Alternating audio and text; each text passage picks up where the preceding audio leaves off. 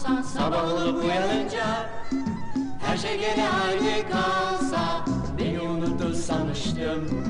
Bir de baktım ki işte orada, anladım ki çok yanılmışım. Beni seviyormuş oysa. Onun sesi ta kendisi. Geri gelmiş demek. Sensiz diyor, Yaşanmıyor. aşk bu olsa gerek. Karanlıkta, sokaklarda elinde bir çiçek beni arıyor, beni soruyor. Hayırdır inşallah.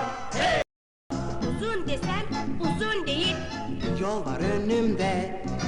Yeşil desem yeşil değil, beyaz bir elbise.